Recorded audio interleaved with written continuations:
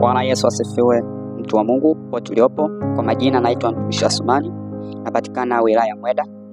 Leo tutajifunza kuhusu somo moja linalosema Mungu Baba, Mungu Mwana na Roho Mtakatifu. Tutaenda kuangalia kiundani kila nafasi inafanyika vipi au inafanya kazi kwa vipi. Katika imani ya Kikristo, Mungu anaeleweka kuwa mmoja katika nafsi tatu: Mungu Baba, Mungu Mwana, Yesu Kristo na Roho Mtakatifu. Ingawa ni Mungu mmoja, kila nafsi ina jukumu la kazi yake maalum. Bwana Yesu asifiwe. Kwa hiyo tutaenda kuangalia jukumu la kwanza la Baba. Tutaenda kuangalia jukumu la kwanza la Mungu Baba. Mungu Baba yeye ni Muumba. Yeye ndiye Muumba wa mbingu na nchi na vyote vilivyomo. Ukienda kuangalia kitabu cha Mwanzo 1:1 inasema, hapo mwanzo Mungu aliziumba mbingu na nchi. Mwenye enzi, yeye ndiye mtawala mkuu wa ulimwengu, mwenye mamlaka yote. Yeye ndiye chanzo cha kila kitu na mwenye udhabiti wa kila kitu. Baada wa Yesu Kristo, yeye ndiye Baba wa Yesu Kristo ambaye ni mwana wake pekee. Tutaenda kuangalia kitabu cha Yohana 3:16, kwa maana jinsi hii Mungu aliupenda ulimwengu hata akamtoa mwanawe wa pekee, ili kila mtu amwaminie asipotee bali awe na uzima wa milele. Penda. Mtumishi wa Mungu, penda watu.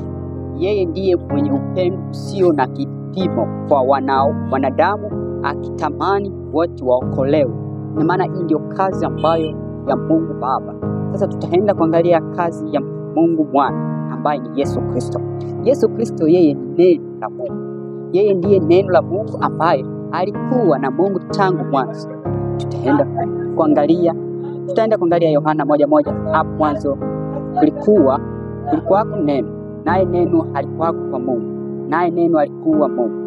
Kombozi, yeye alikuja duniani kama mwanadamu ili kuwakomboa wanadamu, kutoa dhambi. Yeye alikufa msalabani na kufufuka ili kutoa msamaha na uzima wa milele. Patanishi, yeye ndiye patanishi kati ya Mungu na mwanadamu. Tukienda kuangalia kitabu cha Timotheo wa kwanza 2:5, tunaenda kuona imeandikwa, kwa maana yuko Mungu mmoja na patanishi mmoja kati ya Mungu na mwanadamu. Mwanadamu ni Kristo Yesu mfalme. Yeye ndiye mfalme wa wafalme na Bwana wa mabwana. Sasa tunaenda kuangalia kazi ya Roho Mtakatifu. Roho Mtakatifu kazi yake ipi? Roho Mtakatifu yeye ni msaidizi.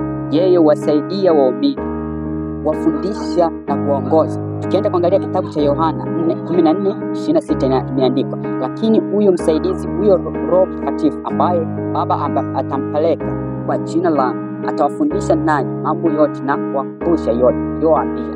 Mwenye kutakasa, yeye huwatakasa waumini na kuwabadilisha kuwa mfano wa Kristo. Yeye huwapa waumini nguvu za kuishi maisha matakatifu.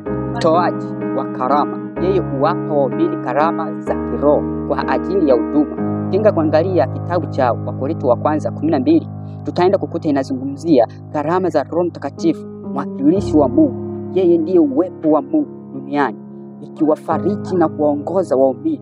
Kwa kifupi, Mungu Baba ndiye muumbaji na mtawala. Mungu Mwana ndiye mkombozi na mpatanishi, na Roho Mtakatifu ndiye msaidizi na mtakatifu. Pamoja wanafanya kazi kwa umoja ili kutimiza mapenzi ya Mungu kwa wanadamu.